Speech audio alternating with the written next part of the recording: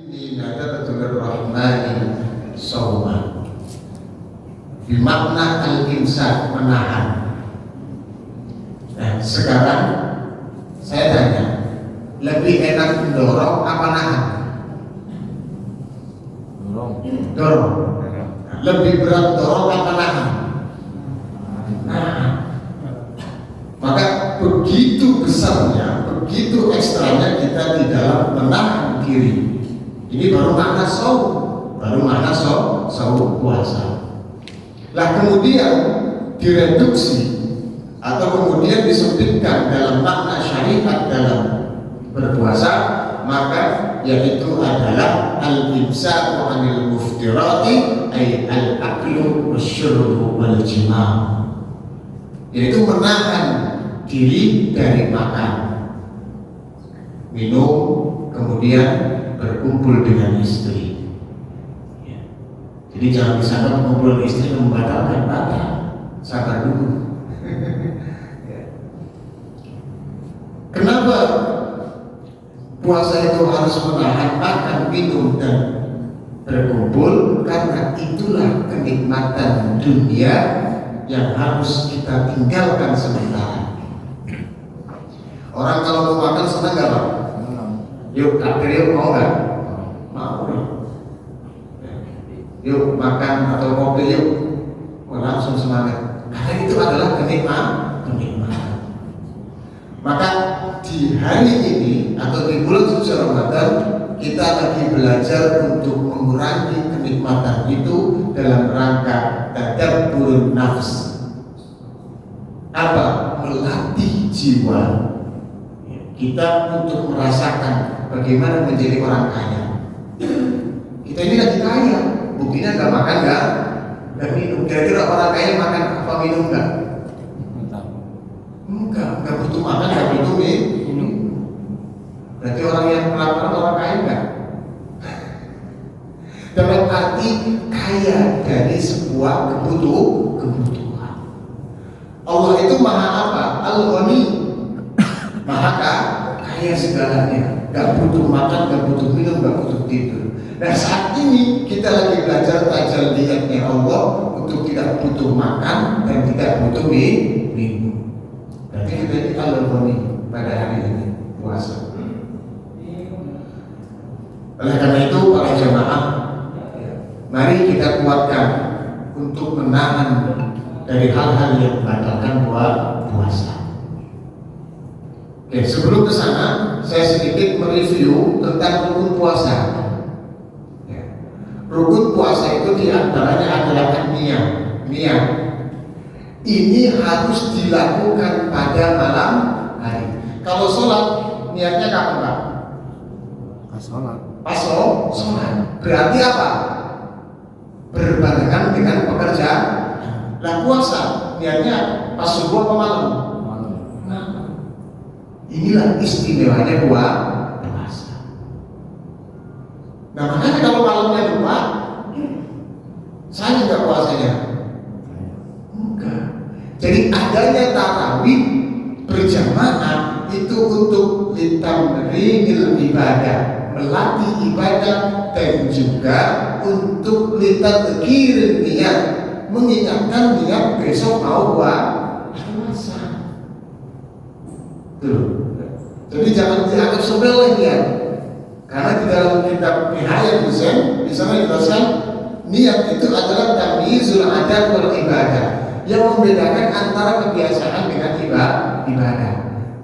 Sekarang hari ini kita belum makan. Kalau nggak ada niat puasa, kira-kira bernilai ibadah kan? Enggak, yang ada cuma lapar. Kalau lapar nggak ada niat puasa, yang dipikirkan apa? Masuk bahasa, masuk angin. Masuk angin. Itulah bedanya. Ketika kita gerakan Allah, ada nggak yang senang gerakannya begini? Ada. Banyak gerakan yang sama dengan olahraga. Tetapi kalau tidak ada niat, maka tidak bernilai ibadah. Itulah bedanya. Tetapi perlu diingat juga, ketika malam hari setelah tarawih, bilang nawaitu shoma wadin, dalam hati kita harus mengikuti nawaitu shoma wadin. Jangan hanya di mulut. tapi ikrarkan bil qalbi, ya, tetapkan di dalam hati supaya iman kita, keyakinan kita itu hakul yakin untuk melaksanakan puasa. Yang kedua, wal imsaku, menjaga tadi anil akli wasyurbi wal jima'i, menjaga dari makan, minum dan bersetubuh. Mohon maaf, kalau kita habis sahur kemudian ada makanan nempel masih, tiba-tiba udah imsak, udah subuh, giliran pas umur keluar, ditelan apa dikeluarin? Telan keluarin.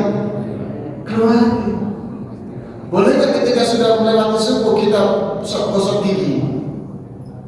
Boleh nggak? Bingung ini jawabannya. Apakah ada masalah?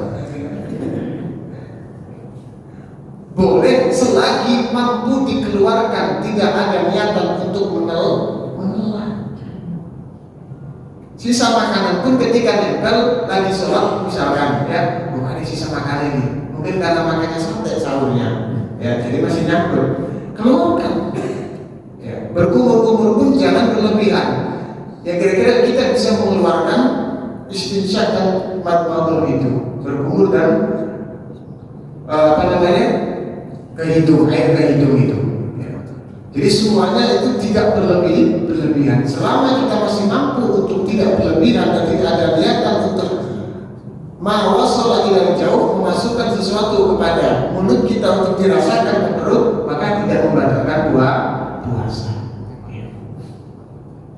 Kasusnya ketika wajimah, ya, ketika suami istri sedang menggebu-gebu di siang hari, ya, ini alhamdulillah, ya, kafaratnya lebih besar daripada orang yang makan kemudian baru berkumpul dengan istri. Tapi kalau langsung berkumpul dengan istri kemudian makan, batalnya karena berkumpul, maka lebih besar kafaratnya atau fidyahnya daripada kita puasa dibatalkan melalui makan atau minum. Makanya imsak. Ya, imsak itu artinya jaga. Jadi imsak antara waktu subuh dengan itu bukan begitu ada imsak atau ada takhir kemudian langsung berhenti minumnya. Itu sebagai tanda rambu-rambu untuk dijaga. Kalau makannya masih banyak, cepat diselesaikan. Biasanya antara 10 sampai 11 menit, ya, menjelang waktu subuh. Ya, kita ambil tengah-tengah 5 menit setelah ada pemberian imsak kita berhenti. Di situ bisa buat sikat gigi dan sebagainya. Nah, kemudian ketika misalkan, mohon maaf ya, ini juga masih kaitannya. Ketika kita itu melakukan hubungan dengan istri, walaupun istri yang halal, tetap, ya, ketika di bulan suci Ramadan mendapatkan dosa karena melanggar aturan puasa. Lah, bagaimana kalau kita bangun tidur biasanya hari pertama tiba-tiba langsung minum banyak, ya, bangun tidur karena nggak sahur akhirnya minum banyak, tahu-tahu puasa. Kira-kira lanjut apa? Lanjut minumnya apa lanjut puasanya?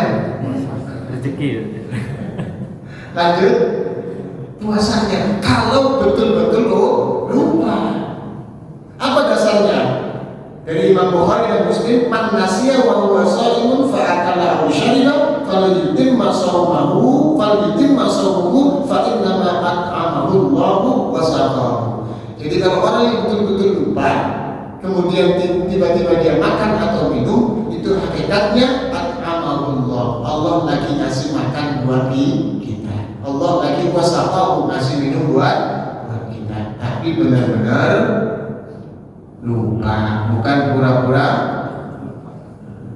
Jadi ukurannya puasa itu sah dan tidaknya kembali kepada diri kita. Bagaimana cara kembalinya? Ya, kita harus mengetahui yang membatalkan puasa dan juga rukun puasa. Itu tolak ukur daripada nanti puasa kita dalam keyakinan kita diterima atau tidak. Nah, sekarang yang membatalkan, alladzi yuftiru bihi shaimu 'asharatu asya'a ma wasala 'amdan ila al-jawfi. memasukkan sesuatu dengan sengaja tidak jauhi kepada perut, ya, seperti makanan dengan sengaja, tidak ada uzur, tidak ada kebutuhan yang mendesak atau darurat. Ya. Kemudian roksi atau kepala itu isinya apa? Hidung yang ada lubangnya, mulut sama telinga. Ya. Ini jangan sampai kita wasalahnya sengaja. Ya. Kecuali ada kebutuhan, misalkan sakit mata, itu nggak batal. Ya, nggak batal karena mata kita sakit. Telinga kita misalkan betul-betul sakit, nggak bisa nahan, ya sudah bereskan saja. Karena di darurat ini, ya, karena ada kebutuhan darurat. Ya, atau vaksin, ya. Sekarang dikejar vaksin booster kan. Nah, pesatnya bulan apa ada vaksin malam hari? Nggak ada. Nah itu boleh. Ya. Dengan tujuan untuk menjaga kesehatan. Artinya kesehatan ini juga berpengaruh kepada nanti kehidupan kita ke depan. Itu tidak membatalkan. Apalagi caranya ke sini, suntiknya, ya kan? Bukan melalui diminum ataupun melalui obat. Kemudian wal hukmatu min ahadis sabilain, memberikan obat melalui dua jalan. Tahu nggak Pak, dua jalan itu apa isinya? Jalan depan sama jalan, ya udah, yaitu jalan keluar buang air kecil dan juga buang air besar. Itu namanya sabilain, ya, dua jalan. Jadi misalnya orang ambilin, kan ada obatnya ada, ya, itu dimasukkan supaya misalnya dia sakit, ya, atau orang yang susah BAB ada obatnya, ya, dimasukkan, itu juga sama, ya, bisa membatalkan puasa. Ya. Kemudian wal qai'u 'amidan. Nah ini muntah dengan disengaja. Orang muntah yang nggak disengaja pun nggak enak, bener nggak? Nggak enak, apalagi disengaja. Kemudian wal waqu, ya, yaitu tadi waktu itu bersenggama, ya, bersenggama, atau inzalul mani, ya, yaitu kalau maaf ya, ini agak vulgar, tapi harus sampaikan. Kalau laki-laki misalnya onani, itu batal puasanya. Kalau perempuan masturbasi, batal. Ya. Kalau suami istri misalnya mubasyarah karena lagi haid, ya kan, sehingga dibolehkan untuk menggunakan tangannya istri, juga membatalkan. Berjumbu yang terlalu over, ya, artinya tidak sekedarnya misalkan bahasanya begini, misalkan cium tangan ketika mau kerja, itu nggak batal. Ya, tapi kalau lebih itu yang menimbulkan syahwat, ya, bahkan sampai dari kedua mulutnya itu saling berhadapan, itu membatalkan puasa. Ya. Jadi kalau hanya mau kerja cium tangan, nah itu masih boleh sebagai tanda sakinah dan mawaddah warahmah. Kemudian wal haidu wal nifasu wal junun wal riddatu. Ini yang terakhir sudah jelas. Nifas bagi perempuan, haid bagi perempuan, junun gila bagi laki-laki dan perempuan. Pertanyaannya, ketika orang itu siang habis sholat pingsan, ya, kemudian asal siuman, kira-kira puasanya lanjut nggak? Ayo, jangan malu-malu dong, lanjutkan. Ayo Pak, lanjut nggak Pak? Lanjut nggak? Ada dua pendapat. Ada yang boleh melanjutkan, ada yang tidak boleh melanjutkan. Tapi saya ambil pendapat yang asal dari Imam Taqiyuddin, walaupun sebentar itu jangan dilanjutkan. Karena satu orang pisang itu kesehatannya juga terganggu. Saya merasakan sendiri. Waktu itu ayah saya sakit, ya, menjerit, saya udah biasa menjerit, langsung pingsan. Tiba-tiba ini terbentur. Ya sudah, perut kerasanya itu kayak apa ya, kayak mah gitu, ya. Harus diisi. Walaupun cuma sebentar, nggak ada setengah jam saya pingsan, tapi saya batalkan demi kesehatan. Karena keringat itu sudah keringat orang mah aja keringatnya. Nah, maka saya pilih pendapat yang kosong itu lebih baik dibatalkan. Waridatu ya, keluar dari agama Islam. Ini jelas membatalkan puasa.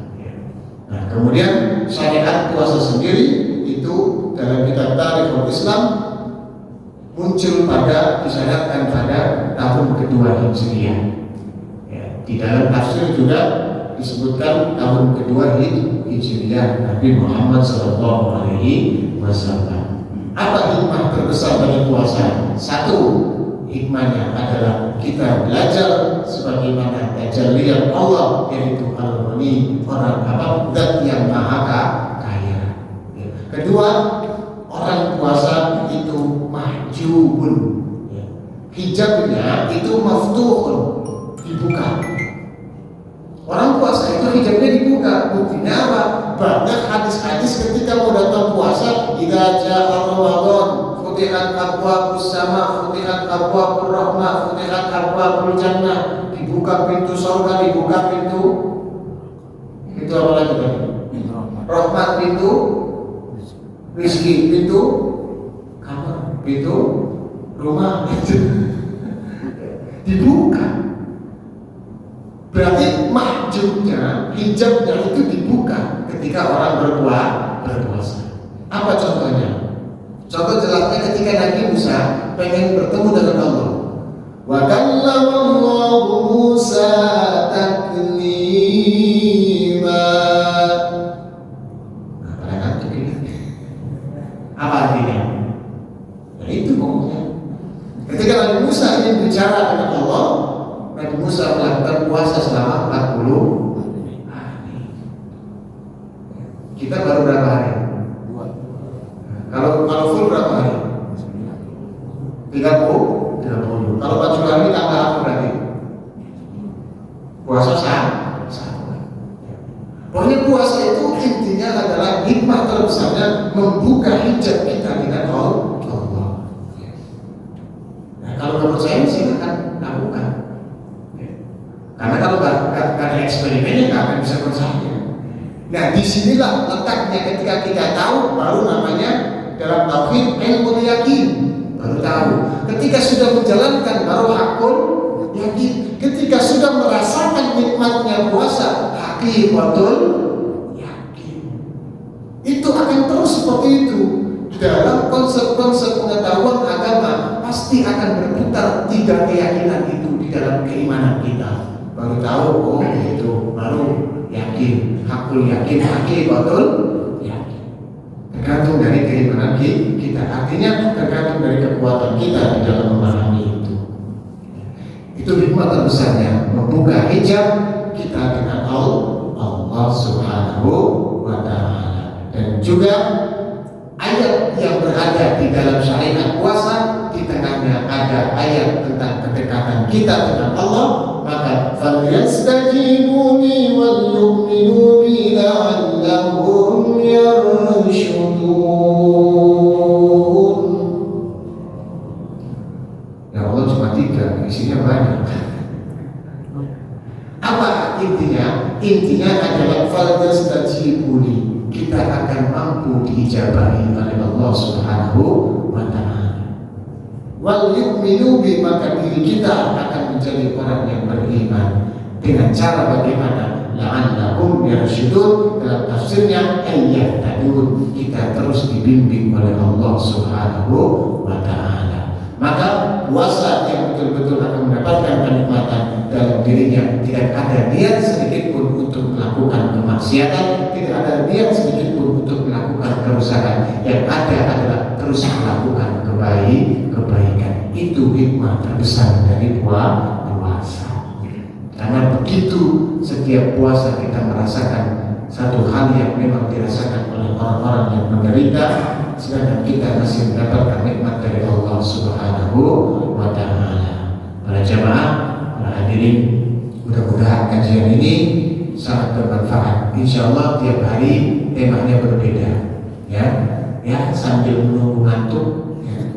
Daripada kita keluar. Karena apa? Dalam kitab Duratul Nasihin, orang yang sholat dalam suatu waktu, misalkan zuhur, kemudian tidak berpindah untuk menjalankan tolak ilmi kemudian diamalkan, maka ketika kita melewati siratal mustaqim kalbargi, kayak gila. Mau lewati siratal mustaqim pakai motor apa pakai kereta listrik? Itu ibaratnya begitu. Karena ilmu itu sangat luar biasa. Ilmu itu adalah cara, ilmu itu adalah metode untuk melakukan tindakan apapun ya. Itu saja dari kami, mudah-mudahan ada manfaatnya.